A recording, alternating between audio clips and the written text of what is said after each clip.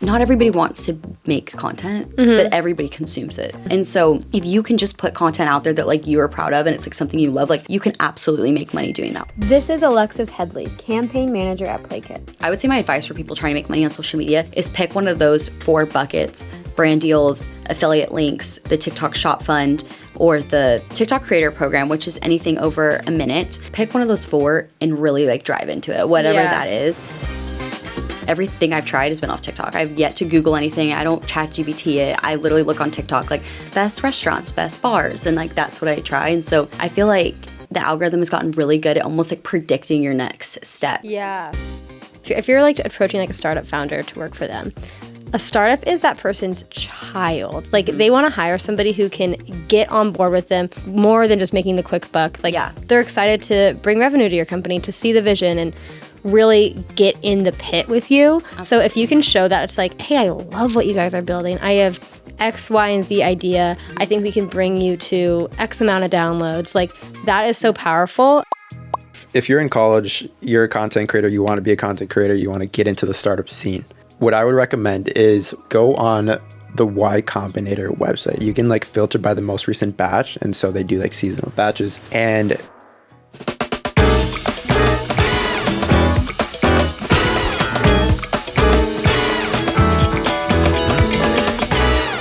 Alexis, thank you so much for coming. Thank you guys for having me. Yay. So excited to have you here. First day, we are meeting you in person. For those that don't know, Alexis is on our full-time team as our campaign manager. She is incredible, helps manage our 200 plus creators, and I feel so badly for her when creators are dropping left and right, but she's picking it up with no problems. So excited to talk to you today. You started with us as a creator. You were a creator, influencer yourself. I think you have like 16K followers on your personal page. With us in the past less than a year, I think you've gotten more than 60 million views, which is just crazy. You've really done it all. So very, very stoked to talk to you about what it's like to go from creator to now you have a full-time job at this social media startup run by these 2 like 20-somethings who don't really know what's going on. It's been a blast. So very excited to talk to you. But before we dive into it all, I want to play the game that we play with everybody.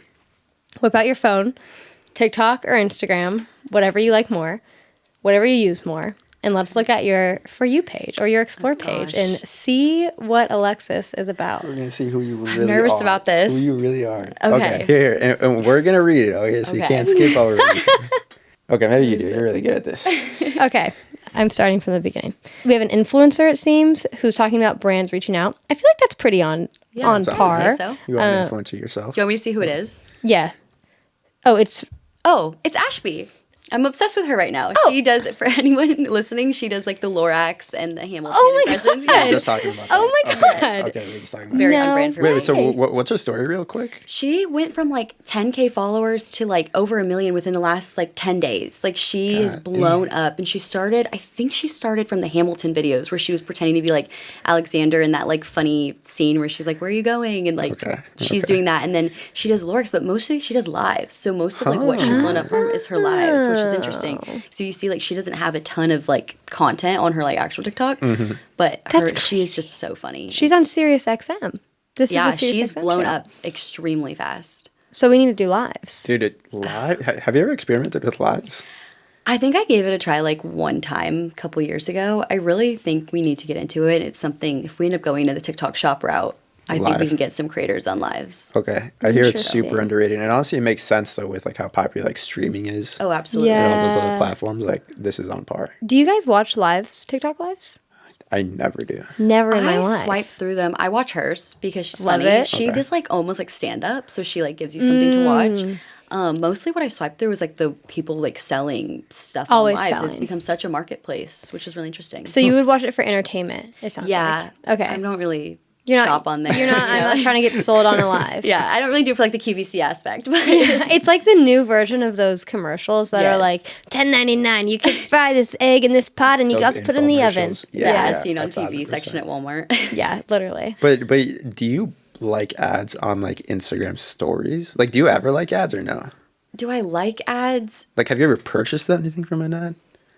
It's hard being in this space that I like know too much where I you can can call it see out. through things. Like, Like, it's and, BS. we send them all back to each other all the time. We're like, what do you Yeah. guys think? Is this an ad? So, but I've gotten got by TikTok Shop a few times. I will not lie. I don't know if that Okay. counts as an ad, like a Okay. typical one, but Okay. I do buy things off of there. You do? Okay. Yeah. For some reason, I was always scared too. I thought it was like Shein, No, but it's you not. can check the reviews. It's usually pretty legitimate, but I feel like I'm more willing to purchase from that than I would be from like a typical ad. What gets me though Okay. is Pinterest ads. Those you are can't tell. so Dude, hyper. You have no can't idea. tell. They Yeah, just you look like a can't normal post. tell. And you know what's new is Facebook Marketplace ads. And we've talked about I have Meta ads seen that. before, I but have those seen ones that. are crazy because you think I'm looking up a dining room table and I'm shopping for an apartment right now and I go to click and I'm like, I'm on Wayfair now. Like, how did I get here? And that feels wrong. Right. Yeah. That feels wrong. That's a little cheap. But Those are, yeah. You gotta but do what you gotta do. those Meta ads are highly targeted. No, the so. Instagram story ads. Sometimes I'm like, can I get more of these? That's actually where I shop. I shop Is on it? Instagram stories, and then sometimes I'll skip it, and then I can't go back, and I'm like, no. How do I find that? Literally, I wish that Instagram had like a reservoir. Well, dude, of I all the try to things. save them because I don't know. I'm like, dude, this makes sense. Why don't you have a save feature for this? And you can't do it. They don't have Oh. a save feature on like posts that are ads or stories. Let's approach Meta. Interesting. Yeah, We they should got to figure we should that tell out. them about it. Well, It feels like an easy way. I have like a timer on my like TikTok, Instagram, and so I always use it off on TikTok. So I don't really spend as much time on Instagram anymore, except for Reels, specifically after 1 a.m. Gotcha. Those like, Oh. I will be like crying, Yeah, is that why laughing. your explore page is Post crazy? 1 a.m. I'm like trying not to like wake people up in the house, and I'm like dying at these reels. My friends will That's wake up so and be funny. like, "What did you do last night?" And I'm like, "They were so funny. I had to send them." They were so They'll- funny. yeah. That's actually so sweet. Something so sweet about sharing a funny reel. I know. Wholesome, I wholesome. specifically thought of you. I wanted you to feel this joy, and you're like mad that I sent them to you. Like, Kind of messed up. Ungrateful friends, to be honest. yeah. All right, let's see what's next.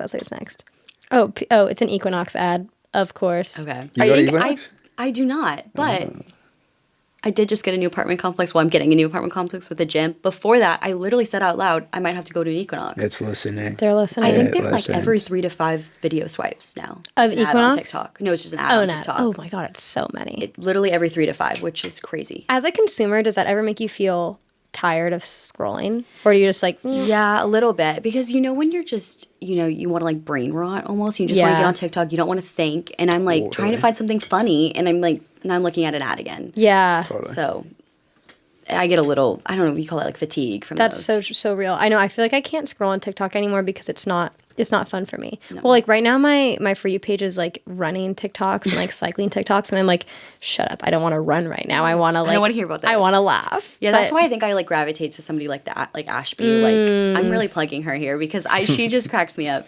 But I think because you get to turn off your brain and just like watch something, and like you guys know, I'm sure the next one will be like something very aesthetic, which is like what I gravitate towards.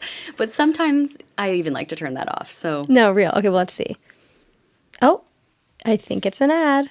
another one. No, it's not. It's a queso mac and cheese, butter chicken, peanut, miso chicken. a cooker? All in Oh, a yes. slow You chefing it pot, up? Yes. Well, yeah. crock pot That situation. is, and you guys know I'm going to be living alone, and so my big thing right now is like I get to cook whatever I want. Wait, that's so Okay. nice. Do you have Yeah. a big crock pot thing? I do. I love a crock pot meal. I hear they're Oh my underrated. gosh, so underrated. And I feel like it used to be when I was younger and like I got home and the crock pot was out. I was like, "Ugh." damn, not again. Yes, but now as like I'm older, I'm like, this is amazing. It's You put it in at so like 9 a.m. easy. By like 3 or 4 p.m. Dinner's ready. You're I good. get it. And That it's makes delicious. sense. You I need to it do makes that. sense. I need to do that. You do. Okay. You got to think ahead though with the crock pot. Like you can't just Yeah. like wake up, be hungry, and then try to use it. Do you want me to save this for you? I actually do. Thank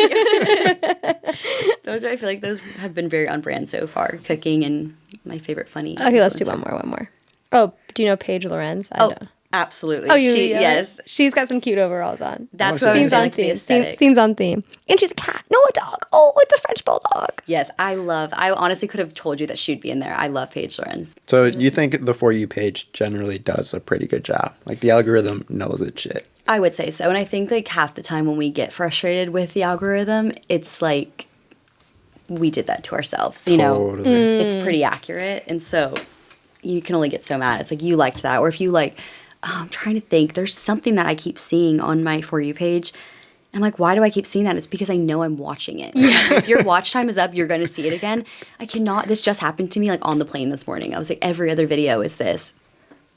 I don't know, it was something that I was like, this is weird. But if you watch anything for over 5 seconds, like you're going to get inundated with it. It's crazy. I remember I was in like an entrepreneurship class when I was in college, and we were talking about just social media algorithms. I think someone from Snapchat actually came and spoke to us, and they were talking about like your algorithm, your For You page is truly a collection of all the things that you watch that you find interesting. And this guy raised his hand, and he's like, I don't think that's true because everything on my For You page is super racist and super sexist. Oh, and God. I was like, That's the worst thing so to you sold yourself out so hard. Like, don't know how to tell you this, but it is a reflection. It's a 100%. I'm like, if you were seeing that stuff, like that's what you're watching. Like, it's the biggest sellout. Although sometimes I guess like, that's, with hooks and things like that, I guess sometimes I do overwatch things that I'm like, wait, I would never normally watch this. But now I'm like hooked into this, and then you are going to get inundated. But he did out himself with that. Oh my God, for sure. That's, yeah. I asked this question to someone the other day, but do you think that obviously we craft our For You page, our algorithms, but in a way they also craft us? What do you think kind of the push-pull relationship is there? Have you noticed you've done anything, started anything because you've seen it more on TikTok? Like, I don't know. I think the whole reason I'm into like running and biking right now is honestly because I saw it on TikTok. Or like Totally. Anna like crochets and love that. But like I wonder if that's because she sees it on TikTok. And I don't know. Have you experienced anything like that? Oh, I'm so easily influenced. Like I am in the perfect career genuinely because I am just like so in all of that. And I will say like I feel like it's followed me through like every phase of my life. So like for decorating right now, like I will change a whole color scheme around like a TikTok I saw that I was like, that looks perfect. Or like I just moved to a new city, and so I'm trying, everything I've tried has been off TikTok. I've yet to Google anything. I don't chat GBT it. I literally look on TikTok like best restaurants, best bars, and like that's what I try. And so I feel like the algorithm has gotten really good at almost like predicting your next step. So I'm like almost seeing things like one step ahead. Like I'm seeing fall stuff right now, and suddenly like I want to book a flight to Boston because like all my whole TikTok is that. So 100%. And I think like the algorithm, that's what it's gotten so good at, is it's like it will like tease you with something, and if you even like remotely watch it, they're like, perfect, got her, she's locked in, like let's give her more. So I don't know what the actual push and pull in that would be, but 100% they know, they'll test things. I think that's why you probably get random stuff sometimes, and it's like Totally. But I fall for it every time. Same. I'm so easily influenced. Do you think though that is right of TikTok to be doing that? I don't know. I like ethically, mentally I like worry for all of us in 20 years or like when we have children and things like that. I do think about that, but at the same time, I think there's a lot of good in it. Like little things like Alex Earl, for example, is like really big on like adoption, and she like with the dogs and everything. She's just so much for that. And like I do think she's influencing people because I'm noticing all of these influencers now showing like them adopting pets and like going to the shelter and like walking the dog. Like they're making that like half their content now because, and like to go on to that tangent, like influencers are learning that people don't really want to watch their perfect lives where they don't go to work and things like that. And so it's kind of become ingrained in so many people. And there's good in that. We're like, I think that happened because Alex Earl started doing that and it started pushing out and it's doing well. And so other people are doing it regardless of why they're doing it. Dogs are getting adopted. Yeah, you see what I mean? True. Like there's a lot of good to it. And I think if TikTok wanted to, they could do really great things with it. I don't think that's what they're doing it for, but I do think they could choose to do great things with it. So you think they could do more?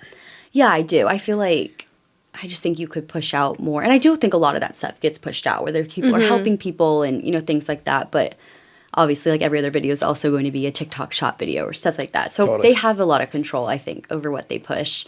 And so I think they could push more of the better stuff if they wanted to. But, I don't work there. I don't know what they do. All right, TikTok, that's all speculation. If you're listening, TikTok, there's more. There's more you can do. There's more you can do. It's a lot of good. Totally. Okay. Let's maybe go back like a couple months ago, maybe like a year ago. Tell us real quick where you went to college, or maybe like your hometown where you're from, what you studied, and then what you do now currently. Yeah.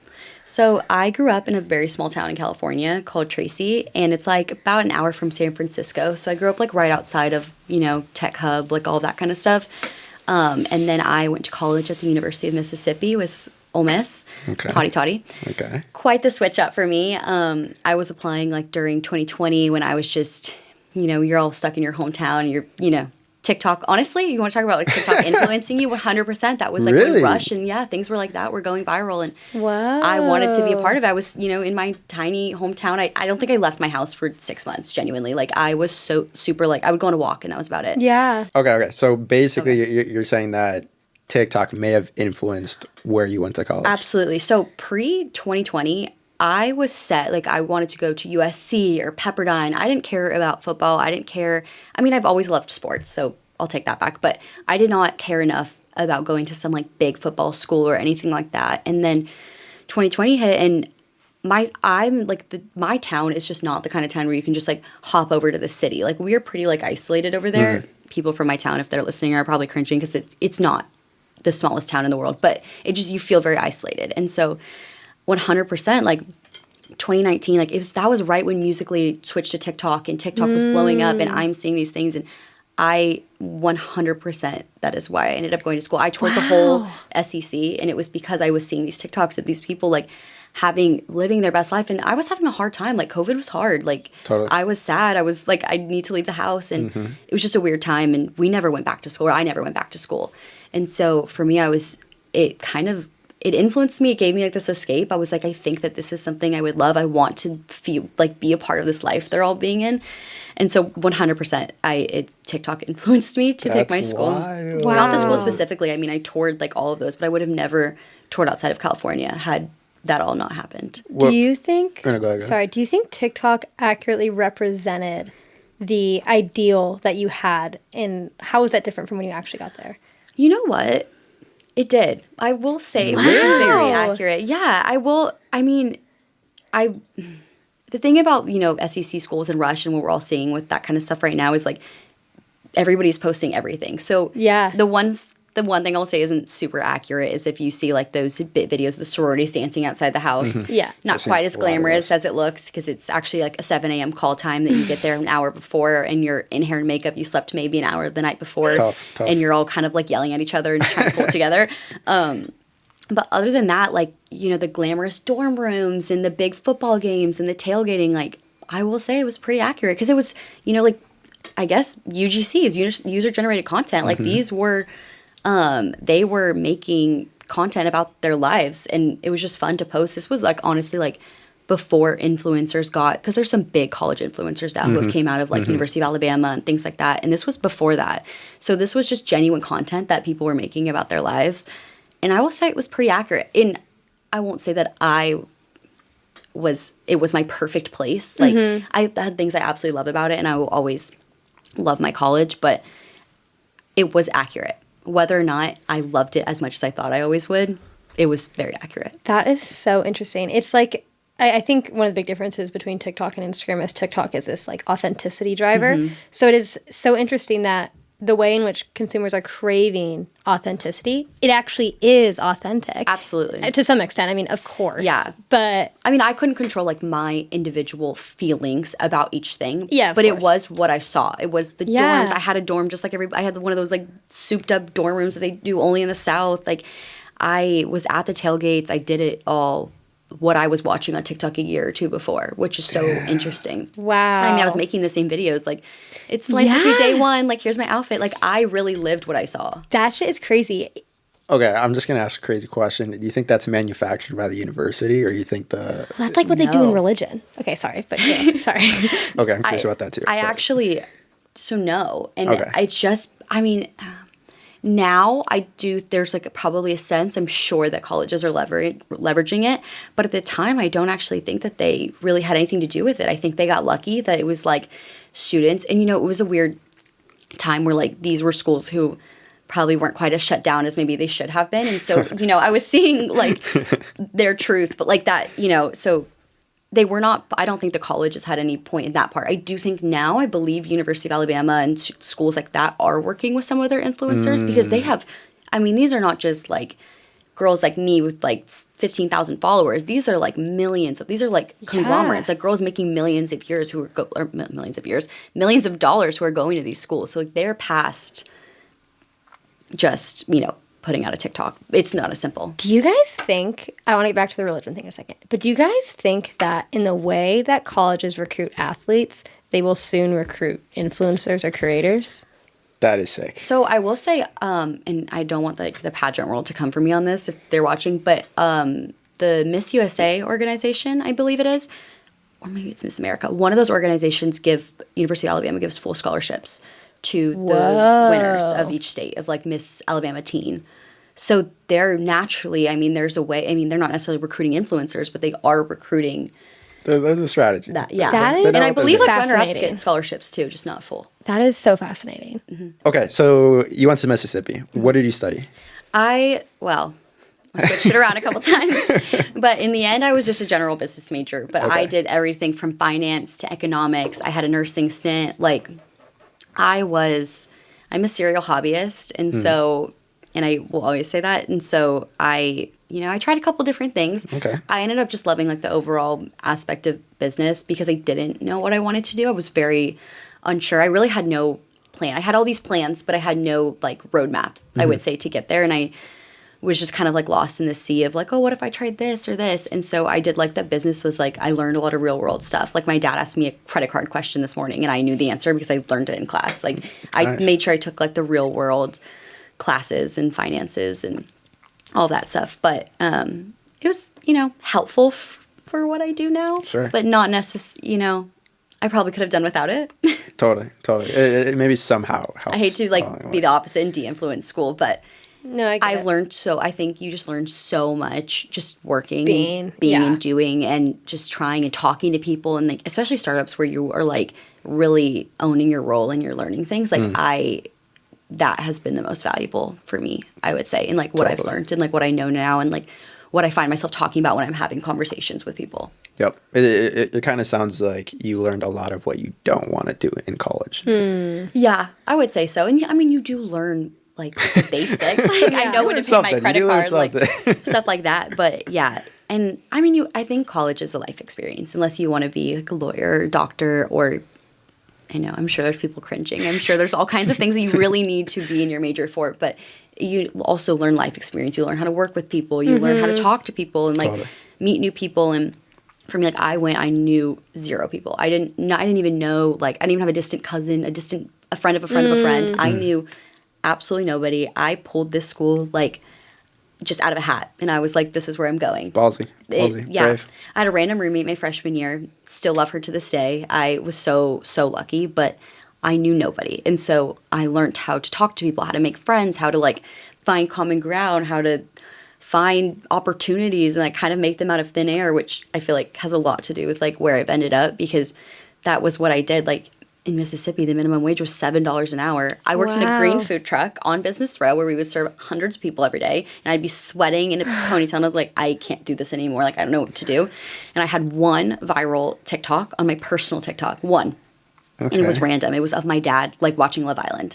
And I was like, I got it. And I copy and pasted the link to that TikTok, and this was pre-ChatGPT, too. So, like, I wasn't even, like, asking it to send me a message. I literally looked up like every tech startup you could find and was like, I love it. Can I run your social media? And that's pretty much what I said to every. That's I so had smart. Not much resume. I mean, I worked for like my school's football team for like one semester, but I had no backing. I should not have been running a social media. But yeah, I just asked them. I said, can I run your social media? Asked everybody, and I landed on a tech startup who was like, sure, you can take it. Wow. And I was like, okay. And all of a sudden I had the login to this account for this business. And I'm like, I don't know why they're trusting me to do this. But yeah, and I figured it out from there. Like I was able to, in the end, like I was running a Notion. I was able to like basically like hand over everything I had done. But I went from like nothing. Like I had no idea where to start. And so I would like, that taught me so much more than like any 3 hours I ever spent in a class in a week, 100%. So. Wow. Okay. So at what point were you like, I got to start posting on TikTok? Like, if I don't do this, I will absolutely hate myself. I mean, I still kick myself. Like, I really 5 years behind on everything. Okay. But I will say part of, like, the influence of the college was, like, when I got to there, I started trying to kind of make those TikToks. But I was so fearful of, like, what other people thought of me at that point. I was freshly 18. Like, that's all I cared about was what people thought. And so And TikTok, it wasn't as cool as it is now. Like, it was cool if you went viral. Yeah. But it wasn't cool when you just threw something into the abyss. Yeah. So I wish that I had, been making day in the lives or whatever, but I wasn't. And so it was probably around then that I was like, oh, I've got to get on this. And then even once I had my, like, one viral video, it was literally like a random summer video. Even once I had that, and even once I started posting, like, a little bit more, I still wasn't like, okay, like, this, I could make money off this. I could do this. I was still, like, looking into other jobs and, like, where do I go from here? And I was just going to go the, traditional route. Like, I was going to be, like, a financial advisor or something. Like, I was like, well, what do you apply to on LinkedIn? Like, that was what I was going to do. I will say probably once I started posting on the tech startup social media and, like, that started growing, and I was like, okay, wait, I could do this, because I'm fielding those emails. So then all of a sudden I'm running, like, influencer collaborations. And that was the other part of it, is that, like, I did everything. Like, what I mean, and that's kind of the joke with, like, startups sometimes, is like someone has, like, wears a hat of, like, 100 things, but I was handling everything. And so when one of the bosses was like, we want influencers, and I was like, okay. How? So I'm like emailing random people, and, like, nobody knows it's me. I was, like, probably 19, and I'm, like, emailing people and asking their budgets, and that was, like, a big eye opener. I was like, wow, like, there's money. There is money here. People are asking, and it was like people who didn't have too many more followers than, like, what I had based on just, like, that one viral video. Like, I didn't have all that. I was just, I mean, the numbers I was getting were, eye-opening. That, like, there's just no other word to put it. Like, can you say, like, what were some of the numbers you remember so seeing? Like, for example, right now is I have 17,000 followers. Okay. If you contact me and you ask me to make one video, I will quote you, depending on the video, just like a very simple video, I'm going to quote you a measly $500. That's what I'm going to quote. And that's cheap. Dude, that's too low, dude. Well, absolutely. But, that's don't sell yourself short. I'm learning. Dude, come on, at least but 1K. That's what I'm saying, is that these people would have max 25,000 followers, because I was like, I have no budget to work with. Like, when I'm working with, I was getting quoted up to $5,000 for a single video for people with much less than 50,000 followers. Crazy. And people whose average views were, I don't know, 4,000 or 5,000 views maybe, because TikTok, like,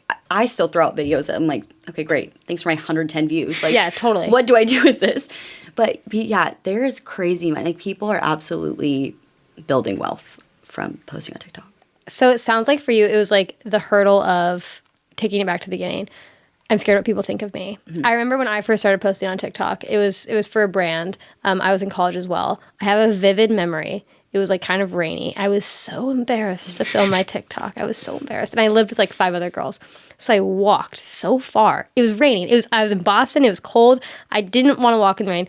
I walked so far to this park and, like, hid behind a tree to be like, let me film something and talk about why you have to download this period tracker. Because I was so embarrassed. So scared. I remember that being in my dorm. I was like, I can't. How are people doing their, like, get ready with these in the dorm? I'm, like, whispering to my Snapchat right now. Like, I don't know how people are doing this. But when you see, like, the money that people are making, for one, and that's just part of it, but also I think running a brand account helped me so much. Yeah. Because it was a brand account, but I was an 18-year-old running it. So it was essentially just UGC. It was me showing myself using it and, like, telling my friends why they should use it, essentially. And that really helped my fear, because I was like, I'm not posting this. The brand is. It's my job. Right. And so after that is, like, when I had the switch, and I was like, wait, I can make content. Even now, like, I don't have an insane amount of followers, but you can monetize social media extremely easily with, like, affiliate links. If you if you have something that people want, like, if you can show people this, like, life on social media, regardless of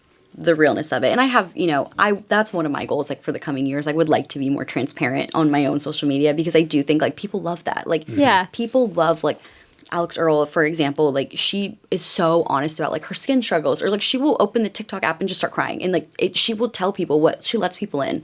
And so that is one of my goals. But not everybody wants to make content, but everybody consumes it. And so if you can just put content out there that, like, you're proud of, and it's, like, something you love, like, you can absolutely make money doing that. Whether that's in your own personal TikTok or UGC, or if you want to run for a brand, like, get on LinkedIn, start emailing people. Like, people will respond, and you can, like, if you want to be a content creator, it's 100%. Like, it's the easiest thing to do, and it's not the easiest thing. It's not easy, and it's work, but it's easy to start if that's what you want to do. Totally. And I think that that's amazing that there's a career path that genuinely you can make money from that is also doesn't have this like big startup to enter it. Totally. It's not there's no barriers. So you've been both from the company side now and the creator side. I'm sure you've seen outreach from both creators wanting to work with companies and then you yourself as a creator reaching out to other brands. Curious if you've seen any like insane emails or insane DMs from either side of those things and things that you say, hey, if you're a college student wanting to be a creator, absolutely don't do this or absolutely make sure you do this. Yeah. Any funny stories there? So I'll give both sides of that. So from the like reaching out and like getting responses from creators, the number one response I would get would be when I had a budget to work with, and I would start emailing people and say, here's what I can offer you. Obviously, it's going to be like on the lower end. I also learned that very quickly. You give the lower end, they give the higher end, you meet in the middle. Is the goal of most influencer deals, I would say. The worst response I would get is people being extremely rude, or they would be like offended by like what I would offer them. And I didn't understand. I was like, You're like, I don't know. I'm just doing my job. Yeah, I'm sorry guys, I don't know. But yeah, people would be they would be so mean. And the reason I said don't do that is I still have access to that email and I can still see who was very mean to me. And while I just can see myself doing influencer outreach in the future, and I have an already list of no-goes. Like, and people talk. So it's like, the other thing is like Anna is reaching out to influencers, and it would be just as easy for me to forward those emails and say, wouldn't recommend these, Yeah. And so 100% like people remember. And I think that's so true. And so the social media world, whether it's startups, whether it's brands, is so small. And so I would just be extremely careful. It's okay to be like, absolutely no, I'm not doing, those are pennies. I'm not doing that. But you don't need to be rude in your responses. What would they say? Like, can you word for word remember some people emails? would literally be like, that's laughable that you think I would ever do that. That's crazy. Like, this is pathetic. Like, people were rude. And it was never like the managers. It was them themselves answering. And I'm like, you don't even have a manager fielding your emails. Like, you could be nicer. And you're like, hi, I hope you're having a wonderful day. Best, Alexis. Literally, it was like the sweetest messages. I was like, oh my gosh. Like, and I would point out their videos. Like, I love this video that you did. Like, things like that. So from that aspect, Heart emoji. it's just, like, be kind to people because it's such a small world. And people remember. And how can they control, like, they don't know that next week I don't have a deal where I can offer them $5,000 more. You know what I'm saying? So you never true. know. But from the aspect of, like, fielding messages, I would say the biggest thing is nobody wants just like a copy and pasted message that's like, hey, can I work with you? For me, like one of the things like I would do is I would offer like, here's a couple ideas that I think would work really well for you. And I think that goes a long way because I'm going to sit there and I'm going to read that. I'm going to be like, oh, this is interesting. And like, I do guess you run the risk of people like taking those ideas, but okay, pat on your back. You make that go viral. Then you make a TikTok and you say, this company, I emailed them my idea and they went viral off of it. So I would say that's the biggest thing. It's just you want to stand out from ChatGPT messages and, things like that. Like I think AI can do great things, but you got to make it very obvious that you can do work beyond what AI can do for you. Yes. And so just stand out, like make what you care about known, like show me your creativity and that you care. And it's not just like a random message because you found like my TikTok or my email or whatever. So I would say that is how you stand out. Because people are going to read. I think people think that like nobody's reading these messages. Brands are reading these messages 100%, and I think they're just skipping them. And brands are looking for creators all the time. And if you're sending like a TikTok template that you found, you're not getting a response from that. Maybe you will, but it's probably not going to be the one you want. But the response you want is going to be based on you putting in that effort, because that's what like companies right now. I feel like companies are struggling for people who care and people who go the extra mile. And so you show that. And it's the same thing like when I have creators like just, creators that we already work with, when they message me and I know who goes the extra mile, who really owns things, who says, I think this would be a great idea or this. I remember those people. Totally. And I feel like you guys probably do too. Yeah. So that's my biggest thing is just, show a little extra effort or initiative. It goes such a long way. I think people underestimate with startups, if you're like approaching like a startup founder to work for them, a startup is that person's child. Like they want to hire somebody who can get on board with them. They're there for just more than just making the quick buck. Like they're excited to bring revenue to your company, to see the vision and really get in the pit with you. Absolutely. So if you can show that, it's like, hey, I love what you guys are building. I have X, Y, and Z idea. I think we can bring you to X amount of downloads. Like that is so powerful, and it's so easy to Absolutely. And if you're messaging a startup specifically, like you might pitch yourself for a role that they don't even know they need. Exactly. Or they don't even know they wanted or could use. And all of a sudden you could have that role. Like if it's, there's things that I feel like people could pitch to me and just like say to me that I'd be like, this is amazing. I'm putting you in contact right now. Yeah. Like there are things that you can do. I think people are like, if it's not a LinkedIn ad, like, oh no, what do I do? But there are jobs, especially in this, especially in like social media and content creation. There are so much out there. Like a marketing manager now is not just, or, someone in marketing now is not just like, oh, I designed billboards or I sent emails. Like there is something for everybody. There's somebody reaching out to influencers. There's someone doing the strategy for the influencers. Like every single aspect, there is someone there fielding it. And you could put yourself into one of those positions if you wanted to, if you go the extra effort to talk to them about it. Yeah. I mean, I feel like what we always say is like, if we find somebody, or I say this to other people too, like if you can figure out a way to provide value, of course there'll be a spot here for you. Yeah. Like if you can figure out how to bring revenue to our company, please come. No one's going to say no. Us. Like, yeah. So like I think if people frame it in that way and know that they're joining to actually help a company grow, it can change the whole conversation and you become much more of a team versus a employer and employee relationship. Absolutely. And being a part of that, I think this is like a little bit off topic, but I feel like for me has been I didn't know what I wanted to do. I was like, I don't really know where to go with this. Like I said, I tried everything. And so I feel like for me, even now, if I try to like explain like what I do as a job, like it's like kind of a lot of things. But I think that's the best part is that like I can look forwards and I'm more thinking of like growth in general. I'm like, how can I make things better? How can I make my life easier? How can I make other people's lives easier? And that's like a level of passion that it's really hard to just have in like a job where they just onboard you and say, here's what you do, like XYZ. So I think there's something really special about being a part of, it doesn't have to be a startup, it could be any company, but a company where you get to like just offer more of yourself. And it's just something, I don't know, I've become very passionate about it. I'm like, I can make this better. What can I do next? How can I collaborate with somebody? And I think you'll end up finding like your passion, I think, very, in a really genuine way through taking the initiative to like, have a job like that, if that makes sense. And it feels good. And you do an amazing job at it. Oh, thank you.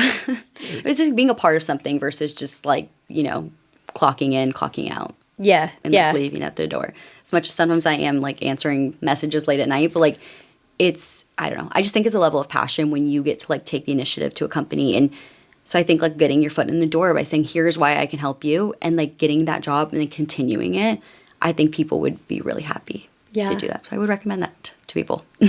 Wow. Okay. Absolute gold. I want to reiterate on some topics here that I think everybody should listen to, whether you're on the creator side or the brand side. So it sounds like if you're a creator or you're somebody looking for a job, one, don't wait for the job posting. Absolutely not. To go live. Yeah.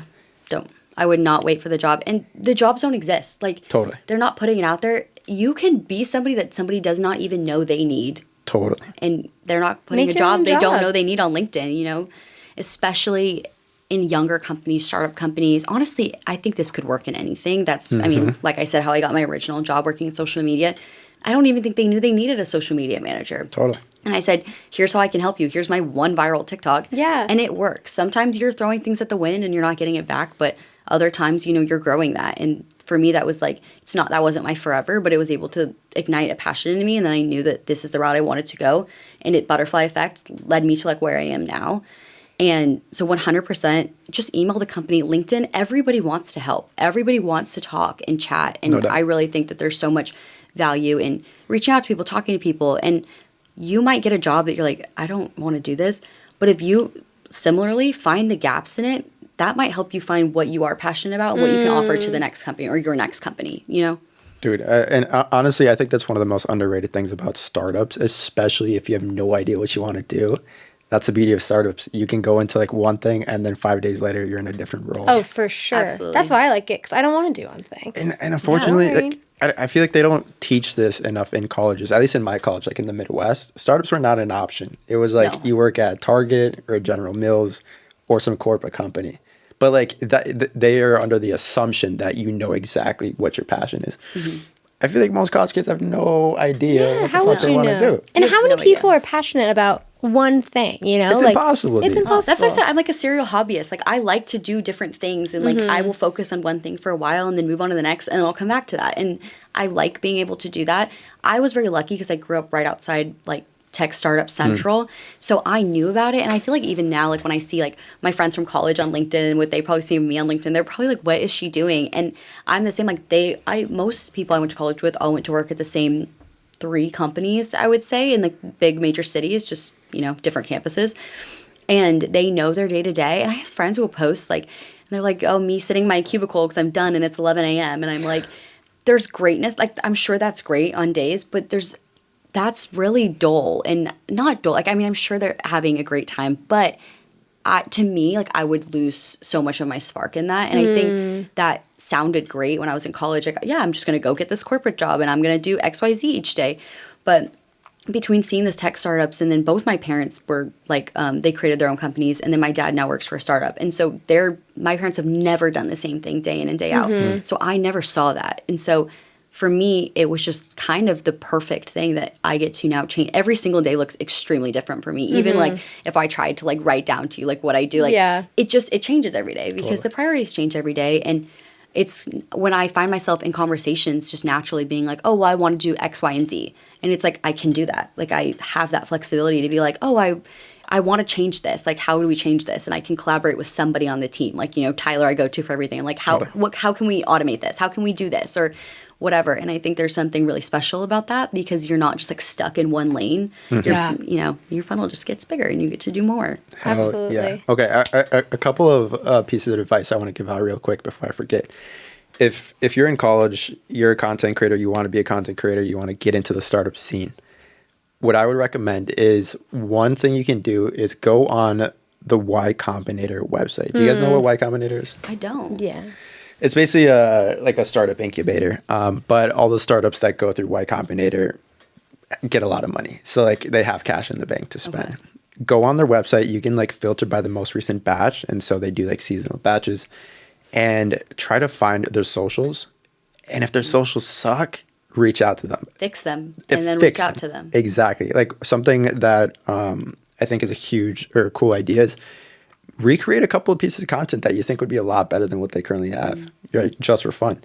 And then send that to them in the email and be like, hey, your content sucks. These are the metrics I think I can get you to. This is where you're at now. And here's some videos that I think that would go absolutely viral. Like I can almost promise you a startup would respond immediately and say, come work for us right now. Absolutely. Okay, so Y Combinator site is an idea. The other idea is go on TikTok and then search up #startup.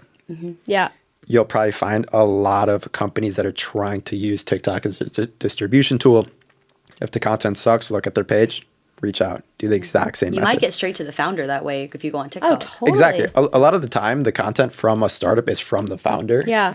And like the problem with being a founder and producing the content is they already have so much work that they're already doing. Like often the content's like an afterthought for them. So if you come to a founder in a state where like they just do not want to create content, it's the last thing they want to do, but they know they have to do it, and you say, hey, I have a solution for you, like why would they not hire you? Yes. You know what I'm saying? Like make it as easy as possible for them to say yes to you.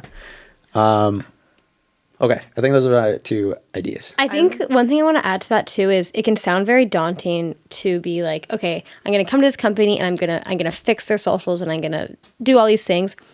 I want to reiterate that it's okay if you don't know or you're not fully 100% confident in doing something. Fake it. Fake it till you make it. Just try.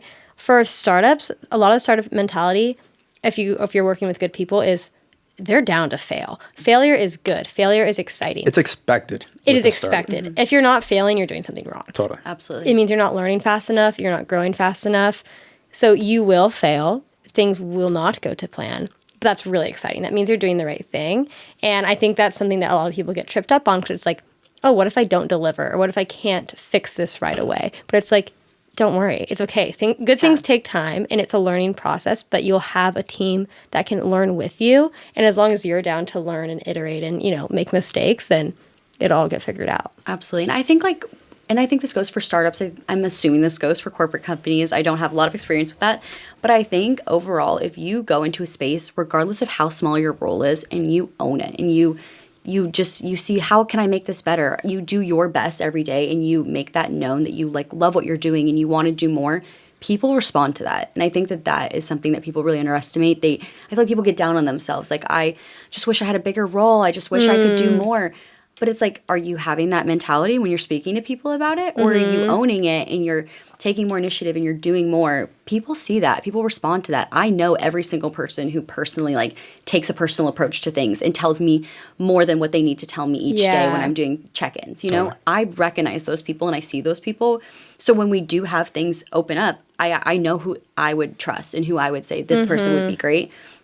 So I think your mindset and your willingness to own your role is super important, especially in a startup. I feel like that's, you know, you're not no one's being handheld through every day. And so you cannot have a full-time hire who you are holding their hand through each and every day saying, did you do this? Did you do that?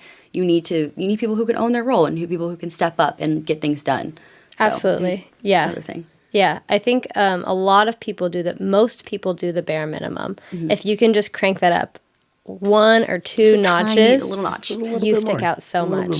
You stick out so much, and it makes a world of difference. And like you said, founders, like, especially like your startups are your babies. And so people want people to take care of their babies. You know, you're not going to leave your baby with a babysitter who's not going to check after him. That you is know, so good. So that is so good. so yeah, take care of the children. Take care of your children. Okay, no, that is really good. And the other thing I want to reiterate is nobody knows what they're doing.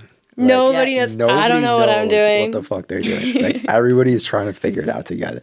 So you either join them for the ride or you just watch. Yeah, or you make their life more difficult. Yeah, exactly. And then you get the boot. Yeah, exactly. Okay, so Mississippi. What did you end up graduating with? Business, just general business degree. General business. Very okay. Simple. Along this journey, you ended up meeting a now pro baseball player. Yes. What is it like to date a pro baseball player? I'm curious right now. She's blushing. I am very, very lucky. He's lucky. Yes, he's lucky. lucky. Oh, that guy's lucky. Gosh, okay. you're lucky. I am very lucky that, you know, I see a lot of personalities. I see a lot of different relationships going on. It takes a level of communication like no other. And I know that, you know, being a wife or a girlfriend to any job is so hard. I'm sure this is a very unique situation. It's just, there's just challenges that come with it that I don't think would happen if I was like, hey, bye, honey, have fun at your corporate job every day. Yeah. You know, there's just situations that come up. And so I'm very lucky. He's very, very good to me. And communication is like a very big thing. And I'm very lucky because I have a very flexible job. So I am able to, you know, kind of go be with him wherever he is because it's always somewhere different. I'm always, you know, hopping onto Zoom from some city. But yeah, it's definitely unique. It's a lot of fun. I love going to baseball games. I grew up around it. My dad played baseball. I played softball. So like for me, it really fits very perfectly into my life. I love that kind of stuff. I love sports. I love watching. And it's also, he's extremely supportive of me and like my dreams, especially like being in like a startup. Like he understands that it's not this like 9 to 5 like clock in clock out because he doesn't have a 9 to 5. And so it's a really nice balance where it's like we're both going towards dreams regardless of how different they are. We both support each other. And I think that is something that I don't even know that he would fully understand or be able to support me the way that he does if he had a typical job. Like it just like clock in 9 to 5 because he knows like I'm answering a Slack sometimes and it's 7 p.m. But he gets it. And so it's hard. I don't even think I would say it's hard. I feel very lucky. It's different. I feel very lucky. I think it can be really hard for people, but I was very independent before and I'm very independent now and he's very independent. And so it's not something where I feel like I need to be checking in with him 24/7. I'm not like stalking his location, you know, that kind of thing, and vice versa, because it's just a lot of trust. You know, you check in and we check in when we can during the day and try to check in almost every night. That's really like all you can do is just support each other. I got chills. I want to ask, okay, so the first campaign that you're still on, but that you came into Playkit with is, I'm not gonna say the company name, is one where you can look. It basically helps you spy on It's your a partner. website. It's a website.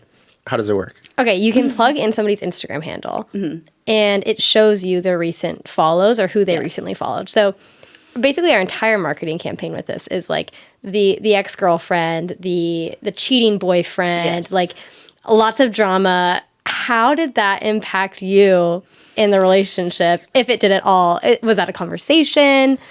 How did that go? It's definitely it's an ongoing conversation. Oh my gosh. Because, you know, there's ones that I've had to turn down, and I have an approach to the content now where I'm pretty particular about what I say, and I say that only because I come up on people's free pages. I've gotten millions and millions of views on that campaign. Oh my God, yeah. And he knows how great that campaign has been for me, in other words, and so, you know, there's that part of it. But I will say, sometimes there was times where I felt a little weird about it because I would get like messages from people who know me personally, would be like, what did he do? What happened? And I'm like, hold on. Nope. I've made like a personal like TikTok like About disclaimer before saying like, guys, if you see me on anything relationship, like no.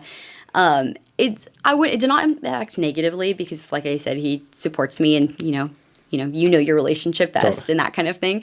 But it has been an open conversation of, you know, be careful what you're saying. Yeah. Because people don't know, like people do not recognize this style of UGC still. And so true. I mean, like my aunt sent me it and was like, what is this? And I was What like, did he do to you? I was like, please, he didn't do anything.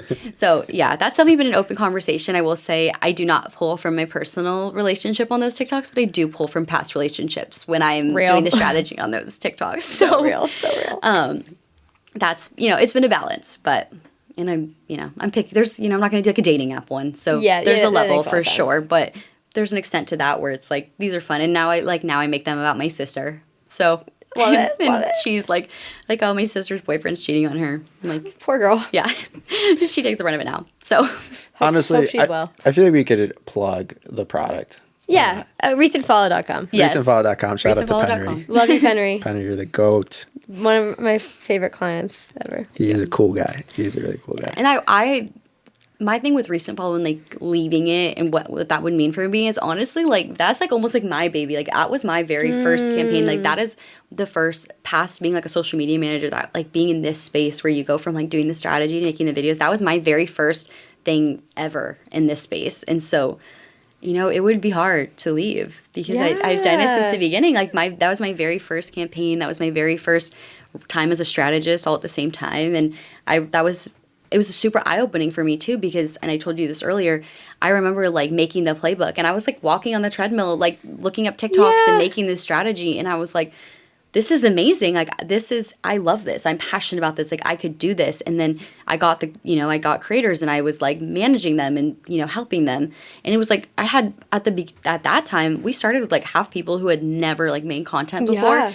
And now every single person on that campaign is like a top creator. Playkit, yeah. That's amazing. You led that. Yeah. So it's hard. Like that's like my baby is. It's like, how do I leave that? At some point, I know I will have to, but I'm like, I mean, that's 8 months now, almost 9 months.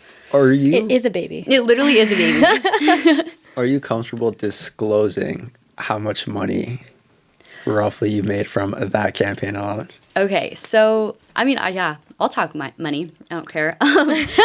I make the money as the strategist. And that's like the base pay, which pays my rent. Totally. Do what you will with that. Okay. And then I wish if I could give you a ballpark. I probably made close to $10,000 on that campaign in bonuses since January. Okay. And that's just from one campaign. And just like consider that I've been on, I don't even know how many 12 probably. Yeah. I would say.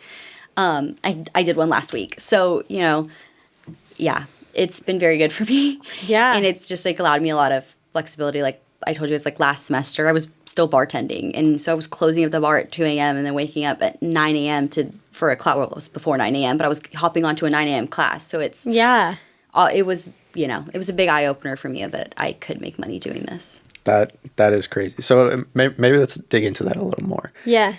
You also have referred some friends to work at Playkit who have now also quit some of their jobs they were at before Playkit to pursue content creation? Yeah, so I got a couple friends started first, and so that was exciting. It was like I got to work with my friends, and it was before I was like doing anything like really managerial. But then my biggest one, shout out Christina, was my cousin. She had a baby in December.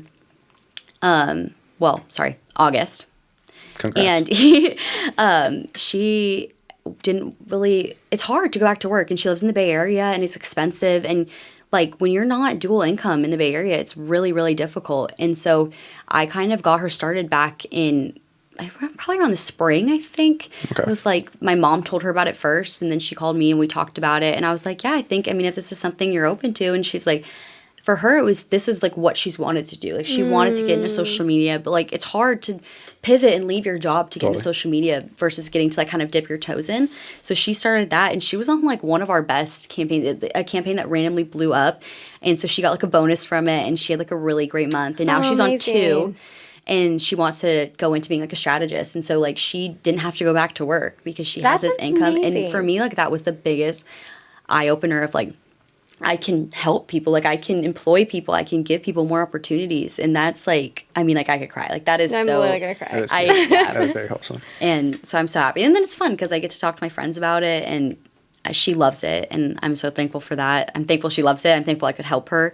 And then like one of my best friends is also on one, and she just had like a really great week, and so it's just so fun to like celebrate those wins. Totally. In my company, like that I work for, like that's so special. We have another creator, I won't say her name, but she used to work at Jamba Juice throughout college. Absolutely hated her life. She hated that job. It was horrible. She started working at Playkit, and then within a couple months, she ended up quitting Jamba Juice because I think she was making like 3x more than she was making. And she was like, dude, like I tried to go back to Jamba Juice just because I was curious. And she was like, no, after you start content creation and you realize the money that you can make from it, you don't want to go back. It just doesn't make sense. It doesn't make sense. And it's what is that, your left or your right side of your brain? I don't know which side is the creative side, but there's something like, there's a joy that comes in getting to use that side of your brain.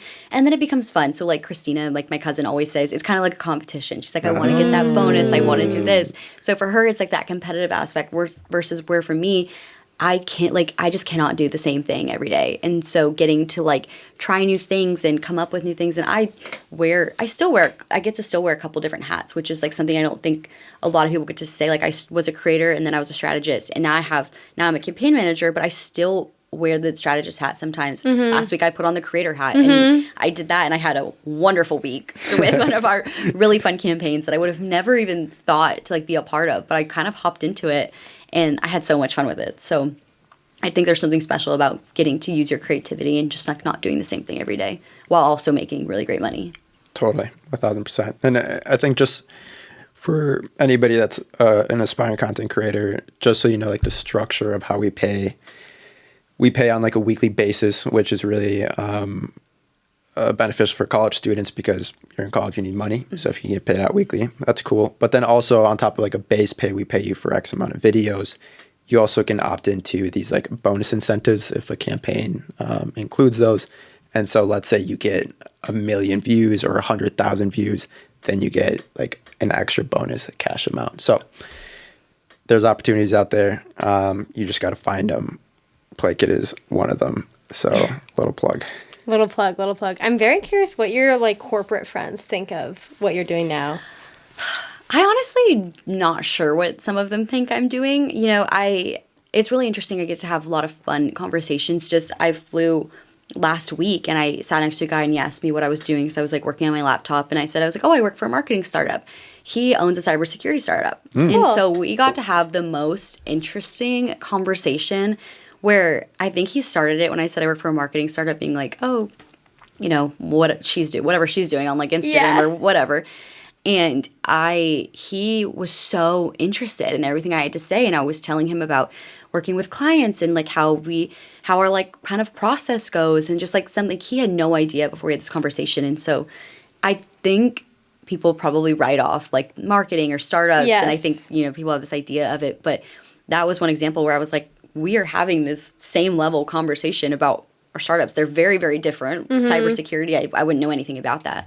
And so I think I don't know that people they go into it with the respect for what it is, but they certainly leave conversations with the respect for what it is. Yeah. And so I think some of my corporate friends are starting to get to that point. One of my friends who, like I said last week, works for like an NFL football team. Oh, cool. So I think it's kind of cool. She gets to see like two very different situations. Yeah. But she knows like this is my job. Like this is what I clock in to do. That's what she clocks in to do. And I think it's well, I don't clock in, but you know. Yeah. And so I think people are coming around to the idea of marketing and startups and everything like that. And like you said, like in the South, the Midwest, I don't think startups are quite as big. But I think they're coming around to it and they're learning and they're you know, it shows like my excitement for what I do shows. Yeah. And so I think that shows a lot. It tells a lot. It's so funny. I remember I was catching up with somebody I haven't seen in years, and I was explaining to her like what Playkit is and what I was doing now. And it was like very early in the conversation. She's like, well, that's so cool. When you get a real job, like this will be a great experience. No, like, she did not say that. She actually. literally was like, oh, when you like get like a normal job, like it'll be a great experience. I'm like, so like, Little does she know. I was like, no, this is a real company. Like, it is such a powerful. People just have no idea how powerful. No, they social have no media idea. And I think marketing is. it literally took until me being like, oh, I'm going to move it into an apartment. I'm going to go apartment searching by myself next week. I think that literally took for me to say that for even half my family members to be like, oh, like she has a job. She works. Yeah, yeah. She's not somehow just going to making money. money. She actually does have a job because I literally am moving to a city to live by myself in an apartment and support myself fully. So I think it took honestly until then for people to be like, oh, she is actually working. Yeah. Okay, so what about your parents? What do they think? Oh, I guess your parents are in startups too. Yes. So they're a little more. So yeah, they definitely are. My parents are so supportive of me. Like honestly, I could do anything, and they're like, Send "That's it. great." Cool. So, but my mom especially, like she loves to make her videos and stuff too. Like she wants to be a Playkit creator. So She should. we're working on it. So like she, you know, she thought it was super cool from the beginning, and I think they've always just like respected that like the hustle of it. That like I go out and I find these opportunities and I do these things because they've never had traditional jobs, and so they never expected me to just go into a corporate job. Even when coming out of high school, they were willing. Do you want to go to college? Like, what do you want to do? If I had awesome. presented them with a plan, I would not have needed to go to college. Like I chose that because they both went to college for things that they have nothing to do with now. Yeah. My dad, I don't even think he finished college, and now he's a PI, like he's a private investigator, and he has his own company, and now he's a private investigator for a very successful startup in San Francisco. Like, I honestly don't even think he has a bachelor's degree. So, and my mom she did like finance, and now she's like a holistic health coach. Like, my parents are like, if you are supporting yourself and you are making way for yourself and you have goals, go and do it. Yeah, so they were super supportive from the beginning, and now like my parents love telling their friends like what I do and love talking about it, and I'll get texts and it's like, well, can you explain this to me real quick? And it's because they're talking to one of their friends trying to tell them. So they're very supportive. That's I'm very sweet. thankful. That's really sweet. Okay, so I'm looking at your TikTok page. Oh gosh. It's all very, very aesthetic. What do you like making content about? Like, what's your niche? And I'm also actually curious, like, how did you find your niche? Like, how did you know this is what you wanted to create content for? Yeah, I say my niche, I think what my bio says is like life, faith, and fashion. And that's probably so very simple words, but everyone says like content buckets. You're supposed to have like 3 content buckets. Gotcha. And so that's kind of what I've put myself in at this point. And I did that kind of specifically because it's things that like make me happy, and it's things I like to talk about, and it's things that like keep things flowing versus if I tried to there's content I love to consume that I do not want to make. I love budget content, but if I forced myself to sit down and make a budget video every day, I'd be done. Like there's just no way I'm not making those videos. Interesting. Okay, wait, so there's content that you love to consume that you don't like to create. Yes. Okay, And that's interesting. I would say budgeting is probably the biggest one. I don't love making cooking content. I love consuming it. I love the like Martha Stewart vibe of it. Like love it, but I just, doesn't bring me a lot of joy because all of a sudden this meal that should have taken me 10 minutes is now taking me an hour. Totally. And then you have to edit it. So I kind of went off of, originally I was just kind of posting like anything I would think of and just like throwing it to the wind. And then I kind of got to the point where I was like, I do need to narrow down a niche. And I did try to do one niche. So there was a point where I was like only making videos about my outfits. And that lasted about a week because that's just not that's not true to who I am. One thing is not true to who I am. I love a lot of things. I like making a lot of different things, and I like doing something different every day. And so I was able to kind of like narrow it down, and it is like very niche kind of content. Like I probably am not going to wake up Alex Earl tomorrow because it's just, it's not content that everybody loves, but it's content that I love. And I think if you're authentic about the content you're making, people can feel that. People can feel if it's like you're not happy doing it, which I think we see with a lot of influencers who quit what got them there. People will quit their jobs that they used to make their content about, and you can feel when it's inauthentic. So for me, like posting like my day in the lives and just like getting to like only record the like cutest parts, it's not for everybody, but for me, like I struggle a lot with like anxiety and things like that. And so for me to almost like look back on my day and not see those parts is the biggest thing. And that's why I like to consume that content, because it kind of stresses me out to see people stressed out. And so for me, I like that content brings me peace. And so it's the content I like to make. And so that's how I kind of just came up with buckets that like I can 100% fit everything in. I'm sure sometimes if I could make a cooking video that would fit in there, but it doesn't have to be like the niche, if that makes sense. Totally. So it sounds like maybe don't be too rigid with what you're going to post. I wouldn't be too rigid because, and the thing is, if you're being rigid because, for example, like if you do affiliate links, for example, if you want to use like a Like to Know It or an Amazon or whatever, people put themselves in that bucket. Like I have to make outfit content because that's what I make money off of, or I have to make home decor. But you can make a day in the life and link the hat you're wearing or the scrunchie you put your hair in. So very true. There's the money aspect of it if that is what you're worried about losing by like expanding your horizons. But I really think once you start to be authentic with your audience will feel that and they gravitate towards it, and that's when they start getting invested in it. I don't have that many followers, and I get comments from people who are like, oh, I loved when you did this last week, or like people who are like, oh, are you back here? Or like, people who they invested in your life and people love it. So I really think authenticity is the number one thing, especially on a personal social media account. Aligned.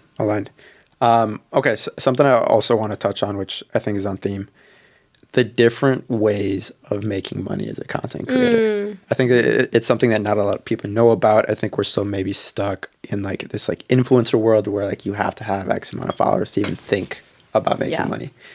Can you touch a little bit on like what's your personal account and like the mission with that is versus like what you do at Playkit and just all the different ways there is to make money as a content creator? Yeah, there are so many ways. I feel like I have done it all at this point because I started as a social media manager. So that was a set X amount of money that I made per month. It never changed in the year and a half that it never changed when my role grew, nothing like that. And so I started there.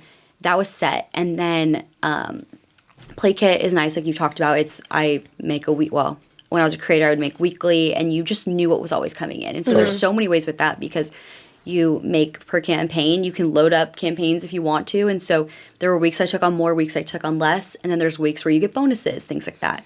So there's that. And then as far as being making your own personal social media content, I mean, the ways are genuinely never ending, but I will say some things work better for other people. So I'm not making X amount of minute-long content. Yeah. Some people make all of their money off of making their videos a minute and 1 second long.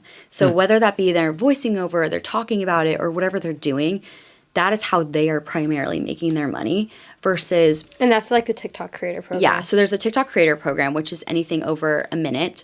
And then there is TikTok shop, which is, linking items and then people buying them. You make a small commission. And then there's affiliate links. And I would say those are the top 3 ways people are making money on social... Oh, sorry. And there's brand deals. So those would be like the top 4 ways to make money on social media. And those all rely on you having some sort of following or just purely like views? I would say mostly views. So there's an extent. So to post videos and make money over a minute, you have to have 10,000 followers, I believe, to be into that program. Okay. And then now to be a TikTok shop creator, you only need, I think, 1,000 to get into the pilot program. Oh, wow.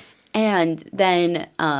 brand deals, I would say, are pretty heavily based on that, on your follower count, but your affiliate links are not. So I had months a year ago where I made more money than I make today with 10,000 less followers through my affiliate links. Whoa. So, and that's what I'm saying is that everybody finds their niche because nobody is making, I shouldn't say nobody, most people are not making a perfect amount of money from all four of those aspects. Yeah. So some people are not getting brand deals. Like if you make controversial content, you're probably not going to get a brand deal. Yeah. But if you're making short form, cutesy content, which is like more what I do, you're not going to make minute-long videos that are going to generate that revenue. Right. And then some people are not comfortable doing TikTok Shop, so you're not going to make that revenue. Or some people, there's a level of, balancing the sales the sales aspect of it versus just showing what you love. Some people don't also get. And then affiliate links. I'm a podcast, I'm trying to set those kind of content. Like you're not going to make money off affiliate links at that point because it's not like, what are you wearing? Can you explain a little more what affiliate links are for people that don't know? So affiliate link would be through like Amazon or Like to Know It or Shop My. And these are basically ways that these companies will track your link. So I can share you a shoppable link. So if you say like, oh, I like your shirt, where's it from? So here's this link and I give it to you and I get a small commission of everything you buy within 24 hours. And so I think the misconception of that is that it's just like you make $1 off of like the shirt I'm wearing. But if I link you a candle, a $10 candle that I should make 20 cents on Target, and then you turn around within 24 hours and this doesn't have to be like, you can reopen the tab 3 times. They do cookies or whatever on your site.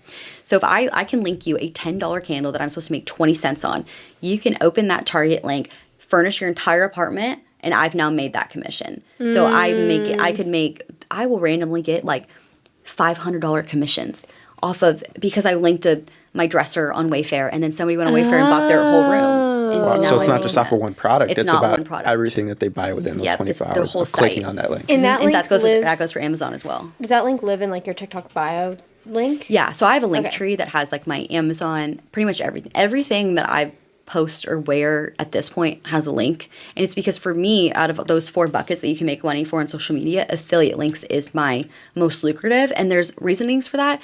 Mostly it's because, I get comments like, oh, where's this from? Yeah. And then I send it to people. And then what really happens is every single video is not making me money, but I'll have one video pop off. And now I'm driving all these people to the link. Right. And then more than that is I use Pinterest. And so I repost all of my content onto Pinterest. And I use SEO in the caption. And then I have my links. And so people search those. And so most of what I make on affiliate links comes from a platform that I have 0 followers on. Wow. And it's all discovery. Yeah. It's all organic. It's all just people coming up with it. Hell yeah. That's awesome. That was like a big part of when I was like, I could do social media, and you don't really have to put your face into it. I mean, there's ways that there's content I post that my face isn't on it on Pinterest. So I'm like, there really is like something for everybody.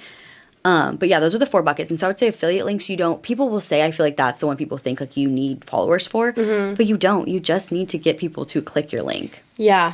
Wow. So, you don't need followers to make money on social media. You do not need followers to make money on social media, because brand deals is no longer the only way to make money.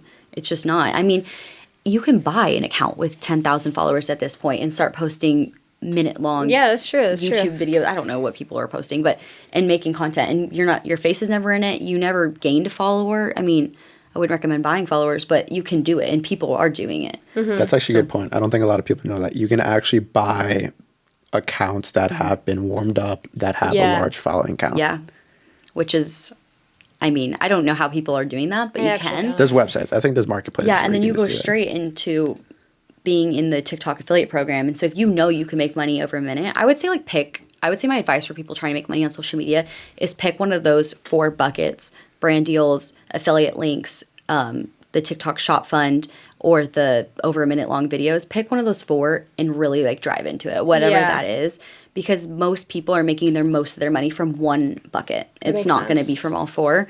So if you like to share your cute outfits, and you don't need any followers for that. So you can get accepted into Amazon or Like to Know It or Shop My with 0 followers. And so as long as I think you just have to have shown you've posted content before. And so if you like to post your outfits, if that's what you want to do, lean into that. If you like to post your like messy days in the lives that are like honest and real, put a funny voiceover on it and start posting those. Those will gain traction. You'll get the followers, and then you'll be able to monetize those.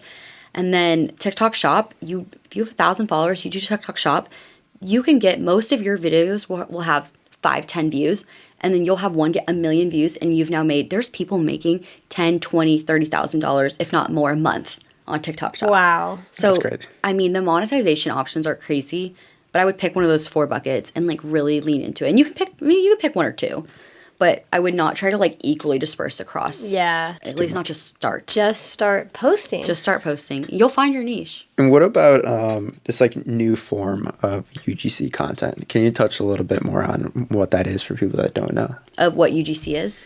Yeah, like, do you know like old UGC versus like the UGC we do at like Playkit? Have you like heard of the differences between that? I don't think I know a ton about the difference, what it is now. I know how much it's changed just since I've started. Because when I started, UGC originally, or what we were doing was just hook and demo and long text. And we still do so much of that because it still works.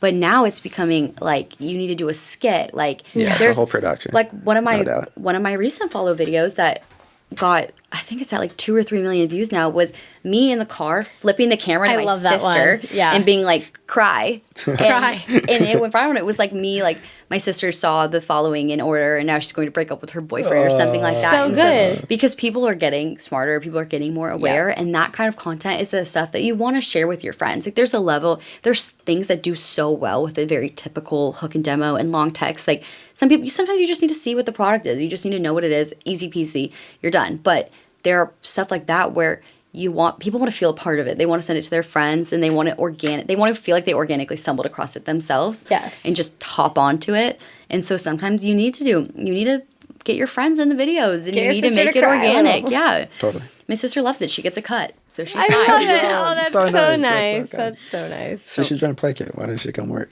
We're working on it. Okay. But and then there's also the founder-led content, like you guys said, that is doing really well, where you don't have to be the founder. You just got to get someone to pretend to be the founder, or not even pretend. Just say like, I'm building this company. Yeah.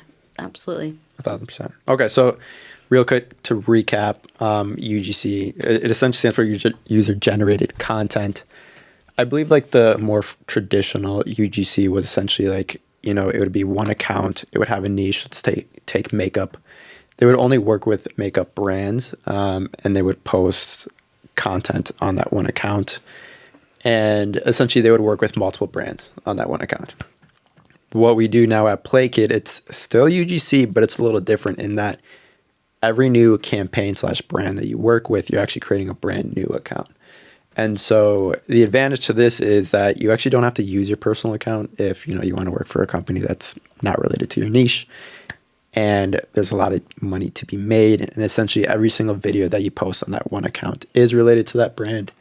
And so it's a more like cohesive strategy.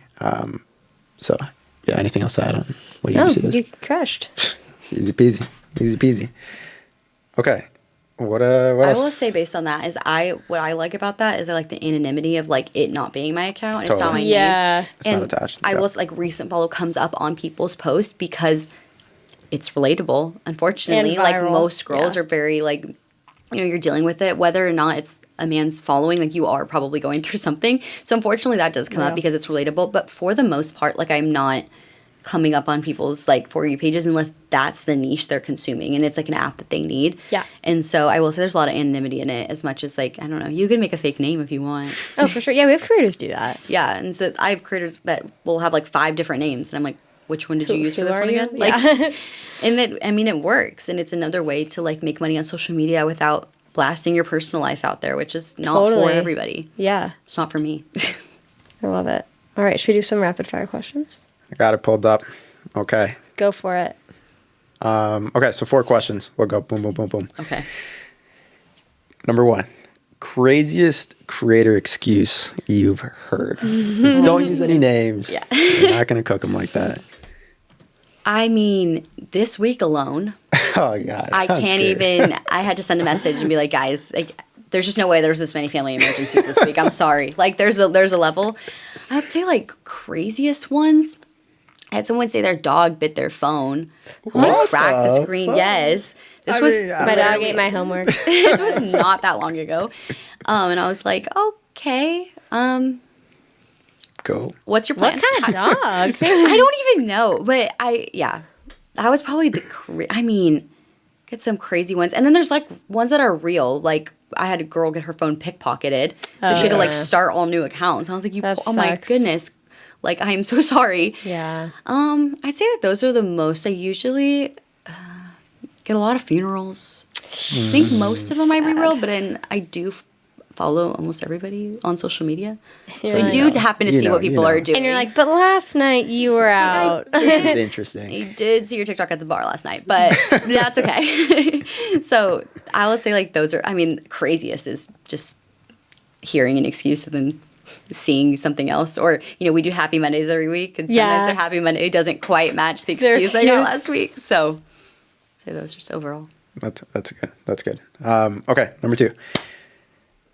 What is one thing you're really proud of about something you did, like, in your management role? Something you innovated on, something you optimized, that you're like, fuck yeah, this was awesome. I think, honestly, overall, what I'm most proud of is just how I've tried to, and hopefully they feel this way, like I've tried to empower our strategists and the people that I'm working with every day. And I feel like I was so lucky to go from creator strategist and, like, know what it feels like from the other side, and know, you know, just like things that, like, I wish I was more in on this. I wish I knew. And so I think that's probably, you know, it's not super, like, analytical or anything like that, but probably what I've tried to really do and change. And you guys really gave me the opportunity. You said, like, this role hasn't really changed since, you know, Playkit started. And so I feel like every day I'm like, oh, I could try this and I can do this. Like, I want to start like office hours, like that kind of thing. I'd say overall, it's just the way I've tried to empower the strategists to, you know, give me their ideas and talk to the creators more and own their role more. And I've really seen with so many of them, like, how much that has changed my role and what that is to me. And, like, I've been able to almost take a step back from certain things because they are empowered and they're owning their roles, and they, like, I try to keep them in the loop on everything. So I make sure they know, like, everything that I'm changing within their campaign or what's going on, or, you know, what we're talking about internally. I'll say, like, hey, this is what we're kind of thinking about with strategy, things like that. And so I also will send them messages and say, like, hey, send this to your creators today, and, you know, empower your creators. I think that that's, like, really the biggest thing, is just trying to, like, send, like, how my passion and send it downwards and like give them the chance to, you know, do the same, and know that, like, you don't have to work 40 hours a week here to, you know, make big changes. And so I'd say just empowering them to own their roles. And I asked them questions. Like, I changed the way we did daily check-ins, and I asked them, how do you feel about this? Do you like it better? And I got really, really great feedback. So I'd say, like, just think things like this, empowering people overall. Okay. You do a great job with it. Thank you. Okay, a little day in the life question. Your job is a little stressful at times. How do you stay sane? Like, how do you make sure you don't go fucking bananas? I'm still working on this. Okay. My biggest one is my biggest thing is I try not to get out of the routine that I had for myself before, the routine I would have if I woke up and I had nothing to do. So, like, my biggest thing is I like to get outside in the morning, and that's really important to me. And I found when I first started and I was, you know, just trying to manage everything, is like I stopped doing that. I stopped going outside in the morning because I have pings on my phone already, and I'm like, I need to get to these and that kind of thing. And so I'd say my biggest one is just trying to keep to my routine, which whatever that is, and understanding that, like, I'm not a doctor. I'm not, no one's going to die. Like, everyone's going to be okay. I can go on a walk. So I'd say that. And then also, like, having everything in writing. I think I write down every single thing. So every campaign has a tab on my Notion as it's going. And I write down, like, swapped this person out. Like, this person was flagged. Or, like, when we're in a meeting and, like, somebody brings something up, I'll write it down in the tab so I know and I remember. Sometimes I don't always get to it right away, but it'll be like, if someone brings something up again and I look at my folder, I'm like, oh, this was brought up last week. Like, I need to fix this now. Yeah. So I'd say that was, like, my biggest thing is I have everything in writing. Like, I cannot find my DMs throughout the day of, like, how many people I've messaged. So I write down pretty much everything I'm doing. If it's even like a, hey, can you do this? Like, when you get a chance, like, I add it to my list. Smart. So I just have everything in one place. Okay. That totally makes sense. Last question. Are there any questions or pieces of advice that you want to say or that I should have asked that you think is important for the world to know? I feel like we really covered everything. I guess as far as, like, you know, being managing content and just being in social media in general, I would say, like, the one thing that, like, I'm proud of what we do is how, like, intentional we are every step of the way.